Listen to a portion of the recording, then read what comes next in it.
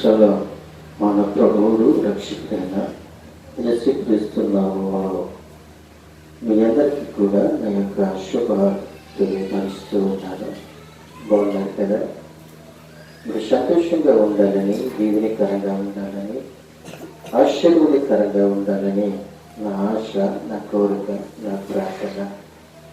ప్రతిరోజు మీ కొరకు, మీ కుటుంబాల కొరకు, మీ బిడ్డల కొరకు నేను దేవుని యొక్క పనివాడిగా, దేవుని యొక్క దైవచనుడిగా ప్రార్థన చేస్తూ ఉన్నాను. అలాగే నా కొరకు, నా పరిచర్య కొరకు, నా యొక్క కుటుంబం కొరకు, నా యొక్క శుభార్త కొరకు మీరందరూ కూడా ప్రార్థన చేస్తూ ఉన్నారని నేను నమ్ముతూ ఉన్నాను.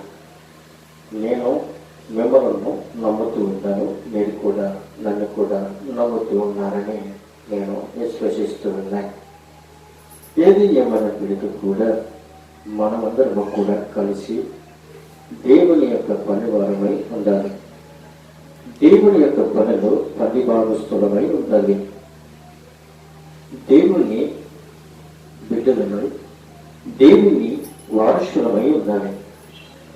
దేవుని పిల్లలమైన మనము, దేవుని బిడ్డలమైన మనము, దేవుని వారసులమైన మనము దేవుణ్ణి ఆరాధించేవారులా ఉండాలి. దేవుణ్ణి స్తుతించేవారులా ఉండాలి. దేవుణ్ణి గణపరిచేవారులా ఉండాలి.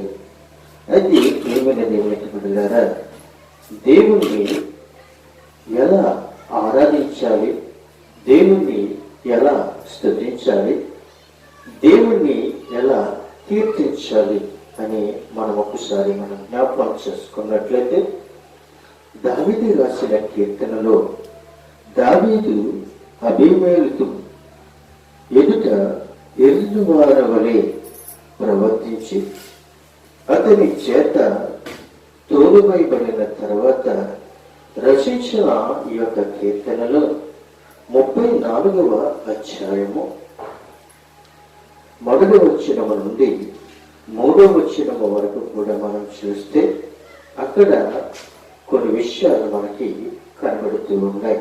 చూడండి, నేను ఎల్లప్పుడూ యెహోవాను సన్నతించెదను, నిత్యము ఆయన కీర్తి నా నోట నుండును.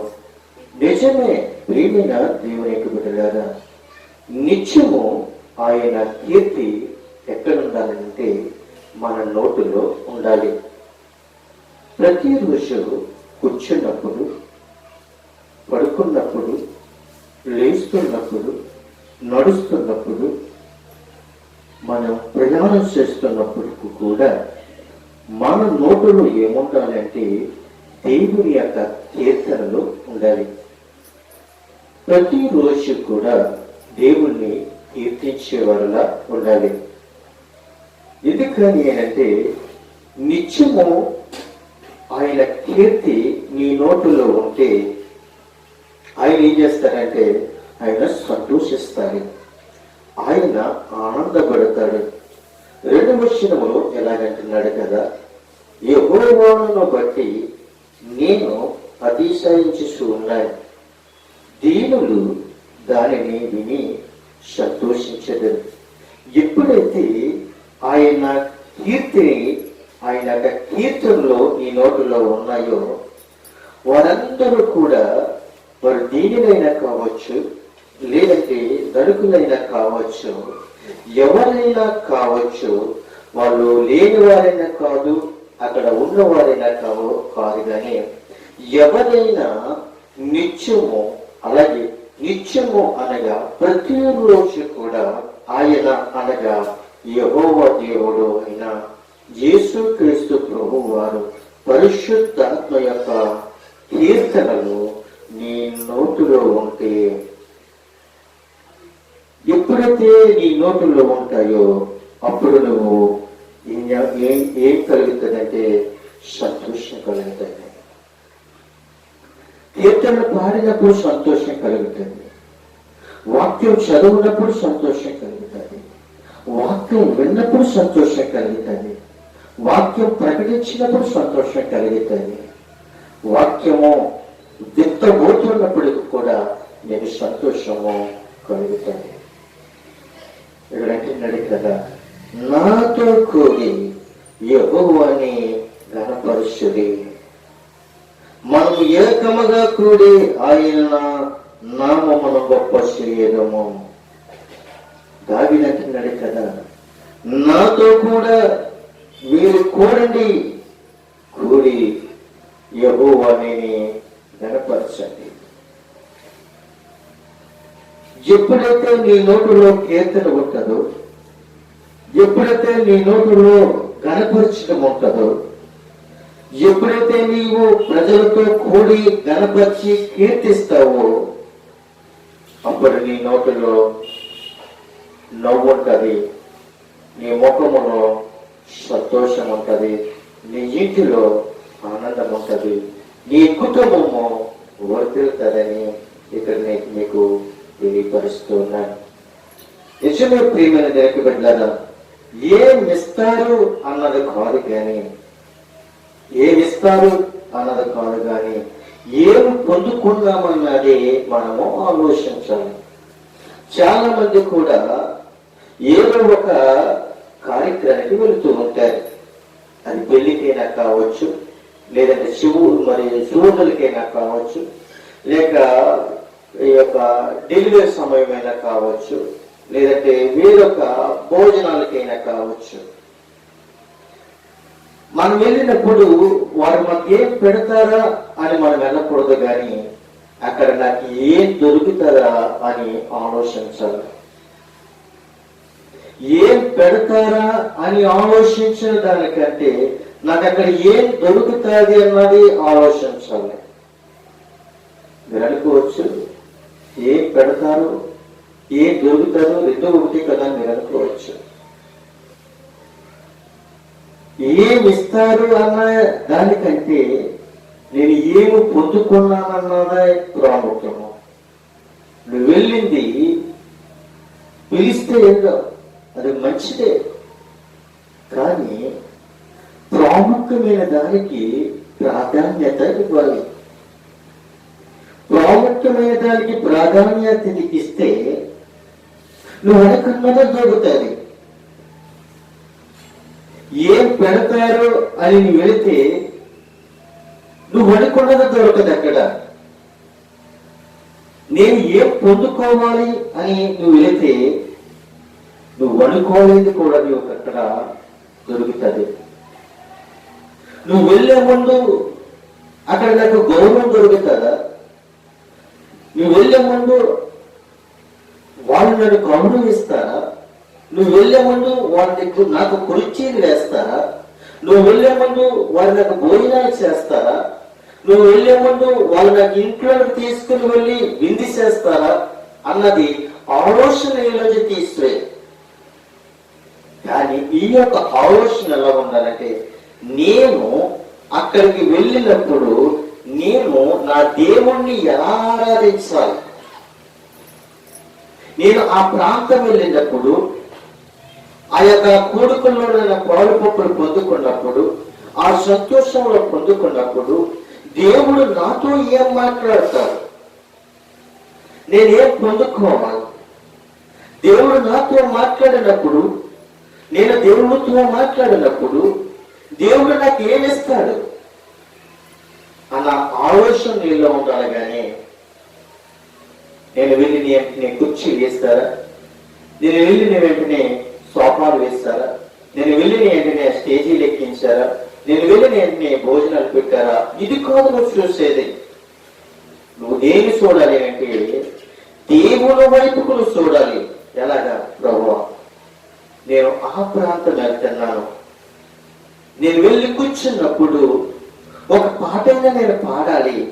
నేను అడగక మునిపోయి ఆ యొక్క దైవజనుడు నన్ను చూసి నన్ను పిలిచి పాట పాడమని నన్ను అడగాలి. ఆ దైవజనుడు నన్ను చూసి ప్రార్థన చేయమని అడగాలి. ఆ దైవజనుడు నన్ను పిలిచి దేవుని యొక్క వాక్య పఠనం చదవమని నన్ను అడగాలి. ఈ యొక్క ఆలోచన నీలో ఉండాలి. అంతే తప్ప కానీ ఏమి ఇస్తారు అని వెళితే అది నీకు దొరకదు.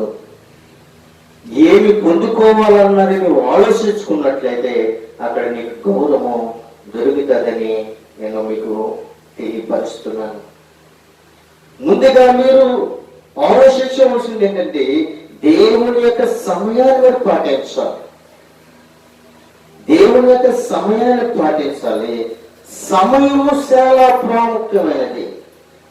ఈ రోజు ఈ ఆదివారం గడిచిపోయింది అంటే, ఈ శనివారం గడిచిపోయింది అంటే, ఈ సోమవారం గడిచిపోయింది అంటే మళ్ళీ రోజులు తిరుగుతూనే ఉంటాయి, సంవత్సరాలు మారుతూనే ఉంటాయి. కానీ నీ వయసు పెరుగుతూనే ఉంటుంది, కానీ మళ్ళీ నీ వయసు వెనక్కి రాదు. నీకు 30 సంవత్సరాల వయసే, కానీ 30 సంవత్సరాల వయసు వచ్చినప్పుడు కూడా నువ్వు 16 సంవత్సరాలు పిలవడం అని ఎవరు పిలవరు. నీ వయసును బట్టి నీకు అక్కడ గౌరవం పెరుగుతుంది. సమయాన్ని పాటించాలి. సమయము చాలా ప్రాముఖ్యమైనది కాబట్టి సమయాన్ని బట్టి నీవు సద్వినియోగము చేసుకోవాలి. సమయమని పోలవకూడదు. మనము ఏ రోజుకి ఆ రోజు నేను ప్రభువు సన్నిధిలో నేను నిత్యము కనబడాలి అన్న ఆలోచన నీలో ఉండాలి. నిజమే ప్రియమైన దేవుని బిడ్డలారా, ఇంకొక విషయంలో మనం జ్ఞాపకం చేసుకున్నట్లయితే 100వ కీర్తనలోకి మనం వెళితే అక్కడ ఒక మాట మనకి కనబడుతూ ఉంది. 100వ కీర్తనలోకి వస్తే అక్కడ ఒక మాట మనకి కనబడుతూ ఉంది. చూడండి, సమస్త దేశములారా యెహోవాకు ఉత్సాహ ధ్వని చేయుడి. చూడండి ఏమంటున్నాడు, ఎవరితో మాట్లాడుతున్నాడు? సమస్త దేశములారా అంటున్నాడు. సమస్త దేశములో దేశమే ఉందా? దేశంలో ప్రజలు ఉన్నారా అంటే దేశమే కాదు, దేశంలో ఉన్న ప్రజలు కూడా ఎవరిని ఉత్సాహ ధ్వని చేయాలని అంటే ప్రభువైన దేవుణ్ణి మాత్రమే ఉత్సాహ ధ్వనితో దేవుణ్ణి ఆరాధించేవాడుగా ఉండాలి. సంతోషముతో యెహోవాను సేవించాలి. ఉత్సాహగానము చేసు ఆయన సన్నిధికి రండి అంటున్నాడు. ఆయన సన్నిధికి రండి అని అంటున్నాడు. ఆయన సన్నిధికి వెళ్ళినప్పుడు యెహోవాని దేవుడని మీరు తెలుసుకోండి. ఆయనే మనల్ని పుట్టించనని, మనము ఆయన వారమని, మనము ఆయన ప్రజలు, మనం మేపు గొర్రెలము. ఇప్పుడు ఏమంటున్నాడు తెలుసా? 3వ వచనంలో యెహోవా ఏ దేవుడని తెలుసుకోవాలి. ఆయనే మనల్ని పుట్టించినని మనం తెలుసుకోవాలి. మనము ఆయన వారమని మనం తెలుసుకోవాలి. ఆయన ప్రజలమని మనం తెలుసుకోవాలి. ఆయన మేపే గొర్రెలమని మనము తెలుసుకోవాలి. ఎందుకో తెలుసా? ఆయన మనల్ని పుట్టించాడు కాబట్టి మనము ఆయన గూర్చి మనము తెలుసుకోవాలి. ఆయన గూర్చి మనము తెలుసుకోవాలి. ఆయనే మనల్ని పుట్టించాడు కాబట్టి మనము ఆయన కీర్తనీయుడని తెలుసుకోవాలి. మన నోటుతో ఆయన ఉత్సాహ ధ్వనితో ఆయన గణపరిచే వరలా ఉండాలని మీకు నేను తెలియపరుస్తూ ఉన్నాను. ఇంకొక విషయంలో మనం జ్ఞాపకం చేసుకున్నట్లయితే పరిశుద్ధాత్మ దేవుడు మరి ఒక మాట మాట్లాడుతున్నాడు. అదే కీర్తన గ్రంథంలో 14వ అధ్యాయంలోనికి మనం వెళ్ళినట్లయితే అక్కడ మరి ఒక మాట అంటున్నాడు. 14వ అధ్యాయము 2-3 వచనాల్లో చూస్తున్నట్లయితే అంటున్నాడు కదా, దేవుడు లేడని బుద్ధిహీనులు తన హృదయములో అనుకుందురు. చాలా మంది కూడా ఎవరినైనా దేవుడు నమ్ముకోవాలంటే అడంటాడు, నాకెందుకు వచ్చిన దేవుళ్ళే, ఓ పక్కనేమో నా పిల్లల స్థితి లేదు, ఓ పక్కనేమో నా భార్య స్థిరం లేదు, ఓ పక్కనేమో నా భర్త స్థిరం లేదు, ఓ పక్కన తల్లిదండ్రులే స్థిరం లేదు. దేవుడే కాకుంటే నాకెందుకని కష్టాలు వస్తాయి?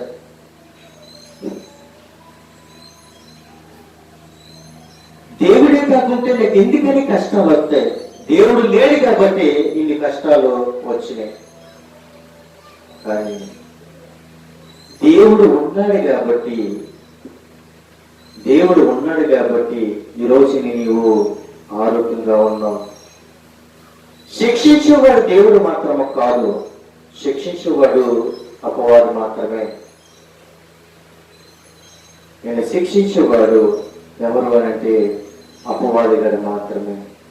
నిన్ను శోధించేవాడు అపవాది గాడే, వ్యాధుల్లో పెట్టేవాడు అపవాది గాడే, ఇరుకుల్లో పెట్టేవాడు అపవాది గాడే, నీ కుటుంబంలో కర్తలు రేపేవాడు అపవాది గాడే, భార్య భర్తలో సమస్యలు గొడవలు రేపేవాడు కూడా అపవాది గాడే. కానీ దేవుడు మాత్రము కాదు. దేవుడి యొద్దకు వచ్చి ప్రభువా నా సమస్యను తీర్చు, ప్రభువా నాకు మంచి ఆరోగ్యం ఇయ్యి, నా స్థితిని మార్చు, నా బ్రతుకును మార్చు, నా కుటుంబాన్ని మార్చేటప్పుడు దేవుడు ఏం చేస్తాడో తెలుసా? నీ బ్రతుకును మారుస్తాడు, నీ స్థితిని మారుస్తాడు. ఎందుకనంటే ఆయన సమస్త నీ బ్రతుకును మార్చేవాడు, నీ స్థితిని మార్చేవాడు నా ప్రభువైన దేవుడే. హృదయం అనుకోవచ్చేమో కానీ నీ ఆలోచన వల్ల తెలుసా? హృదయం చెడిపోయింది. దేవుడు లేడన్నవాడు చెడిపోయినవాడు, దేవుడు లేడు అన్నవాడు వాడు చెడిపోయినవాడు. చెడిపోయిన వాడు మాత్రమే మాట్లాడతాడు కానీ దేవుని నమ్ముకున్నవాడు మాత్రము ఎప్పుడు కూడా నాకు దేవుడు లేడు అన్న మాట వాడి నోట్లోంచి రాదు.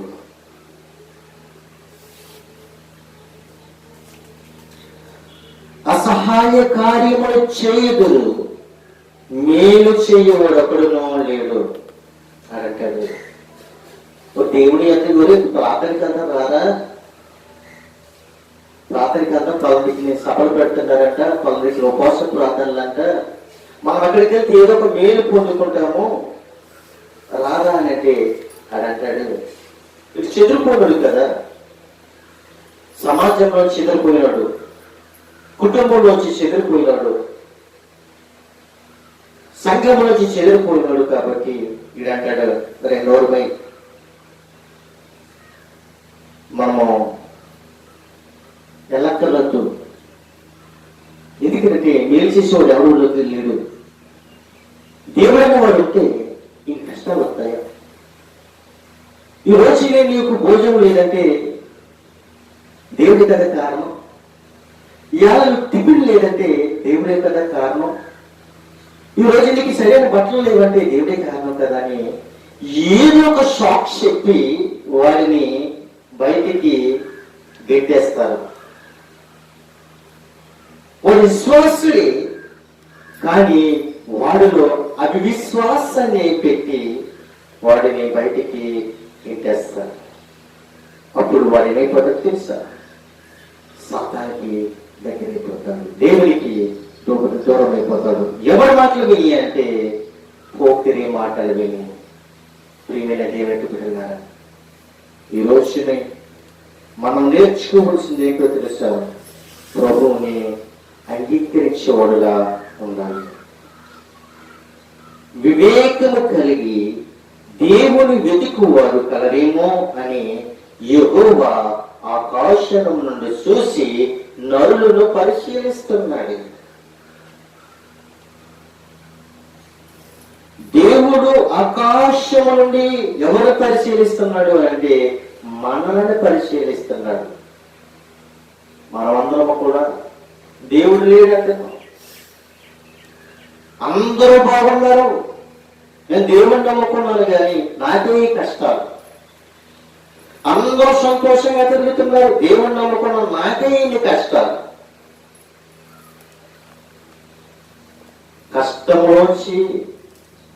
కష్టములో నుండి నెగాలి కానీ సుఖంలోంచి కష్టంలోకి వెళ్ళకూడదు. ఎందుకని మాట మీకు చెప్తున్నానంటే, ఒక్కొక్కరు చిన్నప్పటి నుంచి సుఖంగా బ్రతికి పనేంటో మన కష్టం ఏంటో తెలియదు. లాస్ట్కి వచ్చినప్పటికీ సుఖపడి లాస్ట్కి పని మీదకి వెళ్ళినప్పటికీ వారికి ఏమవుతుందంటే ఆ యొక్క కష్టం ఏంటో వారికి తెలిసిపోతుంది, ఆ బాధ ఏంటో వారికి తెలిసిపోతుంది.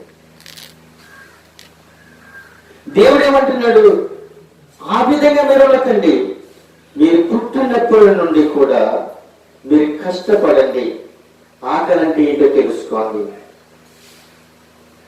బట్టలంటే ఏంటో తెలుసుకోండి, పేదరికం అంటే ఏంటో తెలుసుకోండి, వ్యాధి అంటే ఏంటో తెలుసుకోండి,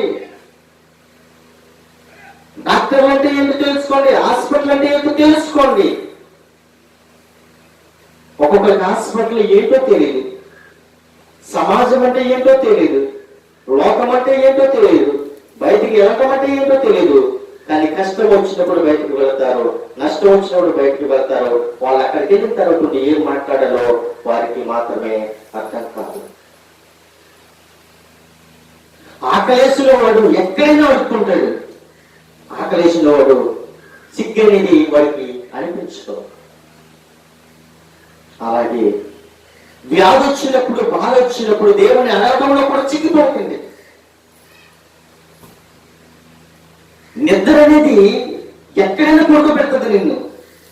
నీకు నిద్ర వచ్చినప్పుడు అది శ్మశానం అనేదే తెలియదు, అది పనికి మందనే తెలియదు, ఆ డొక్కలనే తెలియదు, ఏదైనా తెలియదు నీకు. అక్కడ ఆకలినైతే నీకు భయంకరమైన ఆకలి వేసినప్పుడు కారం వేసి పెడితే అది పొలంలో కనిపెడుతుంది నీకు. కానీ నీకు ఆకలి తీరిపోయిన తర్వాత నీకు పలవా వేసి పెట్టినా అది కారంగానే కనబడుతుంది. నీకు విస్తారమైన విందులు చేస్తున్నా అది నీకు చేదుగానే కనిపిస్తుంది. కానీ ఆకాశము నుండి నిన్ను నన్ను కూడా ఆయన పరిశీలిస్తున్నాడు.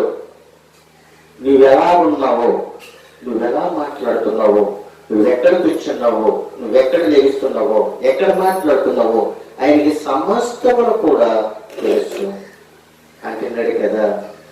వారందరూ కూడా దారి తొలగి బొత్తుగా చెడి ఉన్నారు, మేలు చేయువాడు ఒకడునూ లేరు, ఒకడైనను లేడు.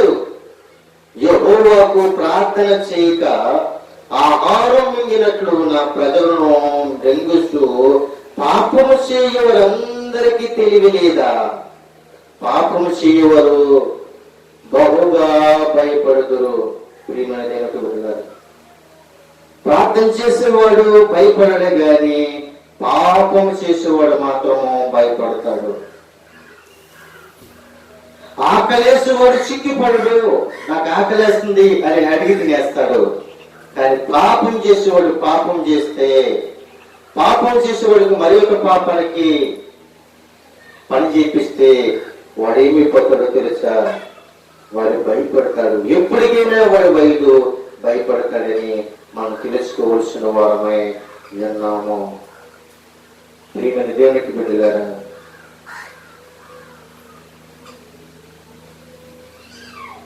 దావీదును మనం జ్ఞాపకం చేసుకున్నట్లయితే దావీదు దేవుని చిత్తానుసారంగా నడిచినట్లుగా మనం చూస్తున్నాం. మొదటి సమూయేలు గ్రంథము 13వ అధ్యాయము 13వ వచనంలో చూసినట్లయితే దావీదు దేవుని యొక్క చిత్తానుసారంగా జీవించినట్లుగా మనం చూస్తూ ఉన్నాం. ప్రియమైన దేవునికి బిడ్డలారా, ఇక్కడ మనము కొన్ని మాటలు చూసి నేను ముగించడానికి ఇష్టపడుతూ ఉన్నాను. 4 విషయాలు మనం నేర్చుకుందాం. 4 విషయాలు, నీతిమంతులను గూర్చిన కొన్ని మాటలు.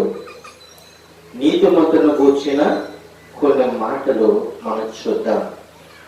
కీర్తన గ్రంథము 34వ అధ్యాయము 15వ వచనంలో మనం చూసినట్లయితే అక్కడ ఆయన మాట్లాడుతున్నాడు, యెహోవా దృష్టి నీతిమంతుల మీద ఉంది. యెహోవా దృష్టి ఎవరి మీద ఉందంటే నీతిమంతుల మీద ఉంది. నీతిమంతుడు అంటే ఎవడు అని ఒకసారి మనం పరిశీలించుకున్నట్లయితే, నీతిమంతుడు ఎక్కడా పాపం చేయడు. పాపం చేసే వారిని వాడు గద్దించి నీతిమంతుడు సభలోనికి వాడిని రప్పిస్తాడు. వాడు పాపం చేయడు. పాపం చేసే వాడిని ఆ వ్యక్తి గద్దించి ప్రభు వైపుకు నడిపిస్తాడు. ఎప్పుడైతే నీవు నేను ఈ దేశంలో ఉన్న ప్రతి ఒక్క ప్రజలు కూడా నీతిమంతులుగా ఉంటే, ఈ నీతిమంతులుగా ఉన్న మనుషుల మీద ఎవరు దృష్టి ఉంది అని అంటే దేవుని యొక్క దృష్టి ఉంది. నీతిమంతుల మీద మాత్రమే దేవుని యొక్క దృష్టి ఉంటది, కానీ అవినీతి మీద మాత్రము దేవుని యొక్క దృష్టి ఉండదు. రెండో మాటగా మనం చూస్తున్నట్లయితే 17వ వచనములోకి వచ్చినప్పుడు మరి యొక్క మాట మనకి ఎక్కడ కనబడుతూ ఉంది. నీతిమంతులు మొర్ర పెట్టగా యెహోవా ఆలకించును. ఎవరు? నీతిమంతులు మొర్ర పెడితే దేవుడు ఏం చేస్తాడు? దేవుడు ఆలకిస్తాడు. నీతిగాను, యథార్థంగాను, నమ్మకముగాను, మోసము లేనివాడుగాను, కుత్రికము లేనివాడుగాను, క్రోధము లేనివాడుగాను ఉన్నప్పుడు దేవుడు అతను చేసిన ప్రార్థన ఏం చేస్తాడంటే దేవుడు ఆలకిస్తాడు. కానీ నీతిమంతుడి మీద దేవుని కనుదృష్టి ఉంది. నీతిమంతుడు చేసిన ప్రార్థన దేవుడు ఆలకిస్తాడు. కానీ ఇక్కడికి వచ్చినప్పటికీ ఈ నీతిమంతుడి మీద కొన్ని అభినందనలు కూడా వేసేవారు కూడా కనబడతారు. చూడండి, 19వ వచనంలోకి మనం చూసినట్లయితే అక్కడ అంటున్నాడు కదా, నీతిమంతునికి కలిగి ఆపదలు అనేకములు. నిజమే ప్రియమైన దీనికి బిడ్డలారా, నీతిగా, యథార్థంగా, నమ్మకముగా, ప్రేమగా మనం నడుచుకుంటూ వాళ్ళందరినీ కూడా నీతిమంతుల సభలోకి నడిపించడానికి మనం వస్తూ ఉన్నప్పుడు చాలా మంది ప్రజలు ఏమంటూ ఉంటారంటే వీడు నీతిమంతుడు అంట. నిన్నటిదాకానేమో వీడు రోడ్లను తిరిగాడు, నిన్నటిదాకానేమో వీడు చెట్లను తిరిగాడు, నిన్నటిదాకానేమో వీడు పుట్టలను తిరిగాడు, నిన్నటిదాకానేమో వీడు అనేక మంది పనులు చేశాడు.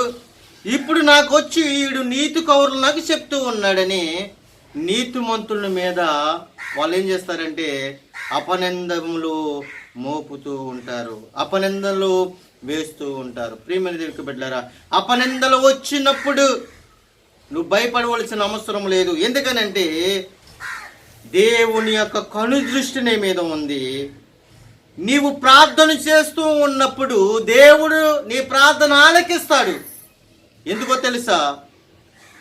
అనేకమైన దుష్టక్రియలు నీ మీద ఉండొచ్చేమో కానీ నీతిమంతుడి మీద ఏ యొక్క అపనిందలు వేయటానికి కూడా ఎవరికి కూడా అర్హత ఉండదు. నీతిమంతుడి మీద ఎప్పుడైతే అపనిందలమో వేస్తాడో వాడు పాడైపోతాడు. ప్రియమైన దేవునికి బిడ్డలారా, చూసినట్లయితే 21వ వచనంలో చూసినట్లయితే ఆయన అంటున్నాడు కదా, నీతిమంతులను ద్వేషించు వారు అపరాధులుగా ఎంచబడుదురు అంటున్నాడు. నీతిమంతులను ద్వేషించే వారు ఏమవుతారు? అపరాధులు అవుతారంట. వాడు కూడు దొరకదు.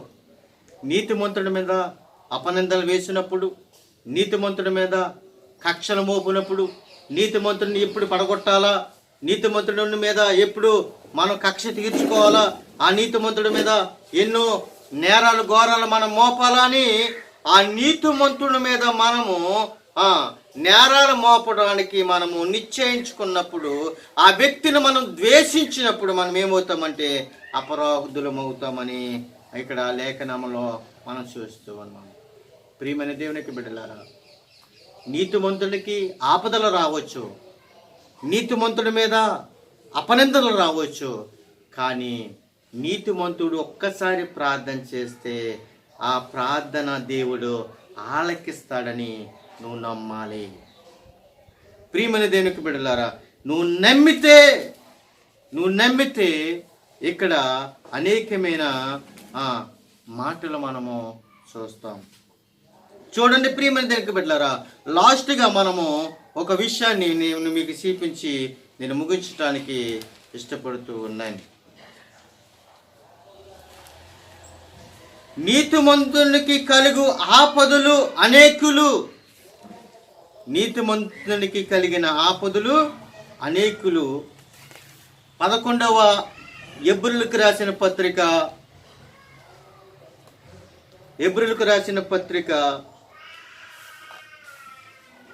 11వ అధ్యాయము నుండి 32వ వచనము నుండి 38వ వచనం వరకు చదువుకుని మనము ఈ మాటలు మనం ముగించుకుందాం.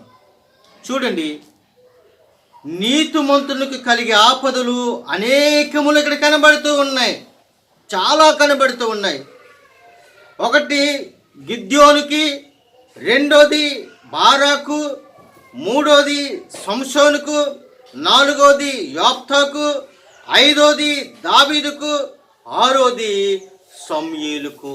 ప్రియమైన దేవునికి బిడ్డలారా, ఇక్కడ మనం చూస్తున్నట్లయితే ఎబ్రిలకు రాసిన పత్రిక 11వ అధ్యాయము 32 నుంచి మనం చూసినట్లయితే, ఇకను ఏమి చెప్పుదును, గిద్యోను, బారాకు, సంసోను, యోఫ్తా, దావీదు, సమూయేలు వారి గూర్చి ప్రవక్తలు గూర్చిన వివరించుట సమయము సాలదు. ఈ ప్రవక్తలను గూర్చిన మాటలు, వీళ్ళు చేసిన అద్భుతాలు, వీళ్ళు చేసిన ఆశ్చర్యకార్యాలు, వీళ్ళు చేసిన అద్భుతమైన యుద్ధాలు, వీళ్ళని వివరించడము సమయము రోజులు కూడా సాలవని ఇక్కడ ఖచ్చితంగా హెబ్రీ గ్రంథకర్త తెలియపరుస్తూ ఉన్నాడు.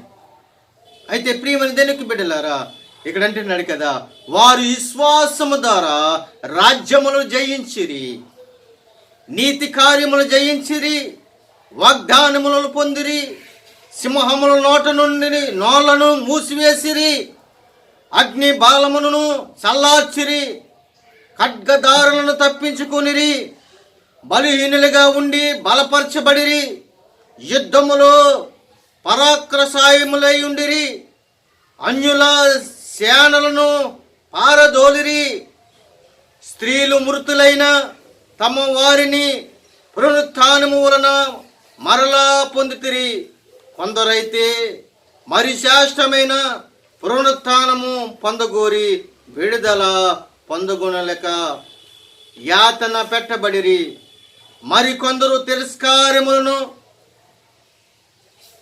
తిరస్కారములను అలాగే కొరడా దెబ్బలను, మరి బంధకములను మరియు ఖైదీలను అనుభవించిరి, రాళ్లతో కొట్టబడిరి, రంపములతో కోయబడిరి, శోధింపబడిరి, ఖడ్గములతో సంపబడిరి, గొర్రె శర్మములను మేక శర్మలను వేసుకుని దరిద్రులై ఉండిరి, శ్రమపడి హింస పొందుదురు, అడవిలలోను కొండలలోను గుహలలోను సొరల